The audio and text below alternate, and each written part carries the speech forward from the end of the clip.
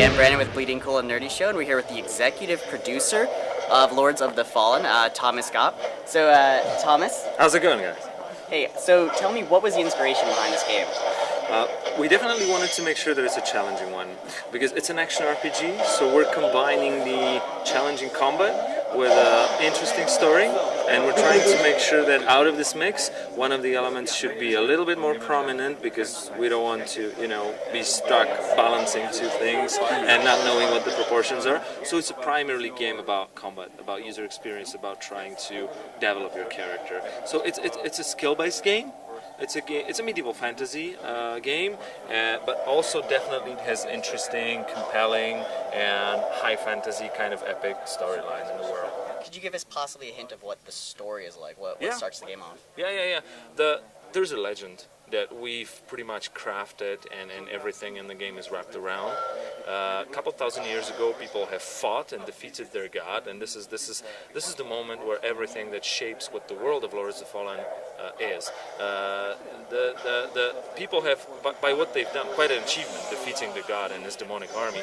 They have managed to, they've come up with an idea that they can do really, really huge and epic things. For example, they believe they can wipe evil completely out of human nature. I mean, whether it's a fantasy world, come on, but it's really important to assume that, because a lot of things based on that, and people are sort of high on the fact that they've defeated their god some time ago. So, they can actually believe they can do it, and they've made up a codex of the worst sins that people can do, and anybody who gets caught doing that is being branded. They don't kill people, that's evil. And when the game starts, demons, the army of the fallen gods, supposedly fallen gods, started to reappear. Nobody knows why, and it's only natural for people to think, we don't want to fight that. These are evil guys. We don't want to stick with that kind. Let's grab the most evil human and put him against them. And that's where our hero comes in. He's the guy who committed the most deadly sins out there. Now, I'm sure you've gotten this quite a bit, but game looks similar to the Dark Souls series. And I see you smiling, yeah. Basically, did you have that kind of demographic in mind when you designed this game for that kind of experience?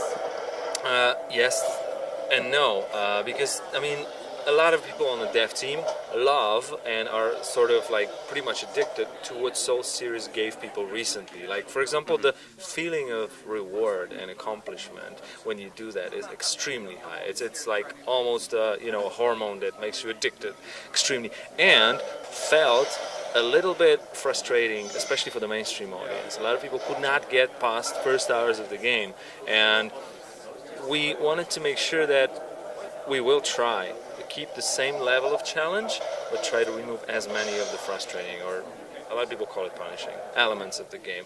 So that's pretty much what we're after. I was going to say, I had some hands-on experience, and I was very frustrated. If you weren't trying to make it hard, you failed it, because it was very hard for me. Oh, okay. I was in a hallway, some shielded knights. I could not get past the shields. I was trying magic, I was hitting them, I was rolling behind them, I was using all the Dark Souls tactics, I was trying to backstab them.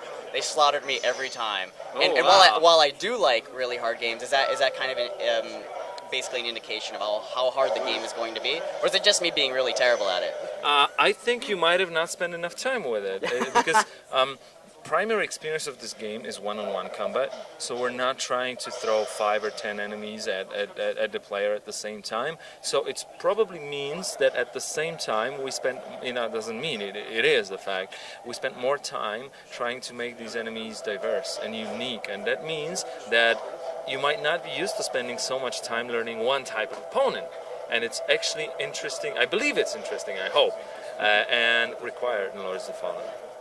Okay, so is there, essentially, there's going to be a level up element, and when I played some of the game, I found that you could pause and you could switch between combat styles. There's like 5 or 6 different combat styles. Are you specifically upgrading those combat styles, or will there be new styles you can unlock later? We did implement different stances and different movesets for each type of weapons, but what it boils down to is I think there are 10 or a dozen different weapons with types or classes of weapons with different movesets, but it's not like it determines your character class.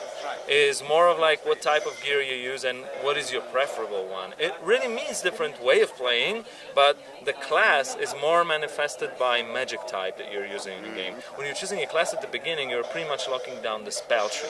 of a character. 3 pillars of character development in Lords. One of them is magic that I mentioned. The other one is the gear. A lot of that is craftable or has perks, so it's quite complex. Probably the most complex element of Lords of Fallen. And the third one is stats, your attributes of the character. These are also class independent. So, there's quite a lot of elements that you can try to play with, and they actually make building your character very fun, quite complex, and also I believe it's going to be interesting.